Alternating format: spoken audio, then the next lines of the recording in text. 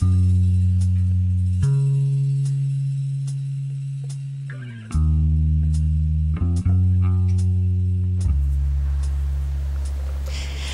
Наталия! Има една много хубава българска поговорка, че под дрехите посрещат. Можеш ли да ми кажеш дали има някаква закономерност по това как един човек изглежда и това колко той е сексуален? Тоест, може ли да предвидим един човек колко ще е сексуален само по външния му вид?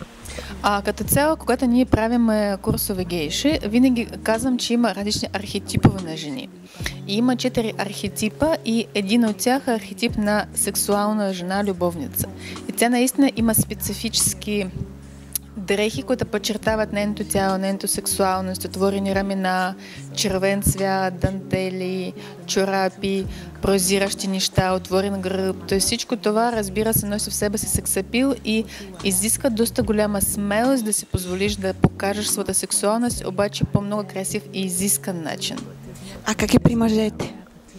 При мъже също е, т.е. мъжете също имат архетипове и при мъжете по-сексуално изглежда, ако той носи нещо кожено, метално, по-груби обувки или дори ако елегантен стил, нещо има, което много приляга към тялото, наречем дънки, които точно подчертават дупето му или някакви обувки, които са по-интересни, но при мъже не е важно обувките.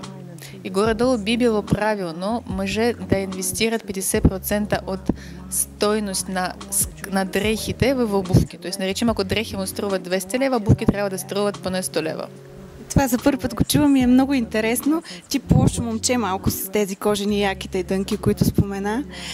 Много често, когато се срещнем с един нов човек, имаме някакво вътрешно усещане дали ще се получат нещата в леглото или не.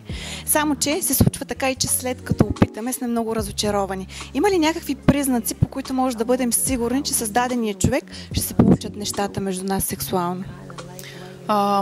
Има няколко признаци. Първо искам да кажа, че няма нито един критерий, по който можеш да разбереш колко е голямо достоинство на един мъж. Колкото жени да опитват. Но много важно първо да се чувстваш красива с този мъж. Тоест, ако това е човек подходящия за теб, винаги с него, независимо гримирана, не си гримирана, как изглеждаш, ти се чувстваш с него красива.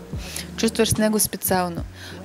Има светлина между вас двама, усещаш, че когато гледаш към него, става ти много радостно, става ти много зареждащо. Тоест той ти носи жизненост. Много важно да избираме връзки от гледна точка жизненост, с това, че често ние избираме от гледна точка оцеляване, стабилност, сигурност и след това се изненадваме защо не се получават хубави сексуални отношения. Ако партньор не ти носи жизненост, и секса няма как да върви добре. Много жени казват, че в зависимост от това какво бело носят, дали по-секси, по-хубаво, дали прашки и така нататък, това по някакъв начин променя самоусещането им. Тоест колко секси те се чувстват, независимо, че останалите не виждат всъщност те с какво бело са. Има ли нещо вярно в това или е по-скоро някакъв предразсъдък? Аз пропагандирам това да ходиш без бельо.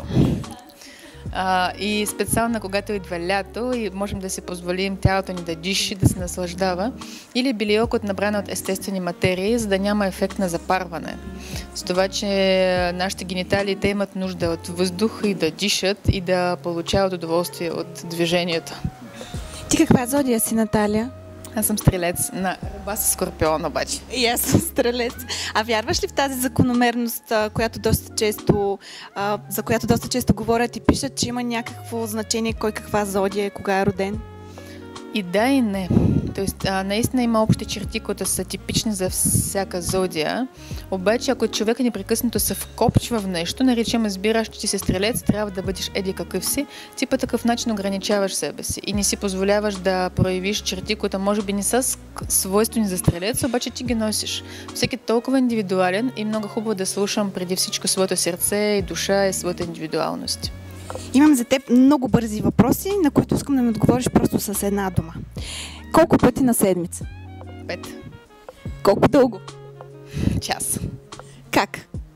Различно. Забранено в леглото е? Няма такова нещо. Позволено в леглото е? Всичко. 3 неща, без които не мога в леглото.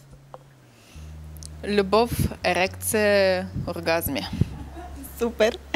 И кажи ми последно за твоите професионални бъдещи планове, какво следва за теб от тук нататък? Имам много хубави предложения, но те са още тайна. Със сигурност ще продължавам с телевизии, с медии. Планирам тренинги в чужбина, планирам тренинги в Италия, развивам се, планирам тренинги в Лондон, подготвям, правя материал за втората си книга. Така че развивам любовна академия, взимам треньори от чужбина и всичко върви с прекрасен, молниеносен успех. Първата книга, между другото, е страхотна. Аз съм и лично фен. Така че пожелаваме много успехи. Благодаря ти за това интервю и до нови срещи. Благодаря.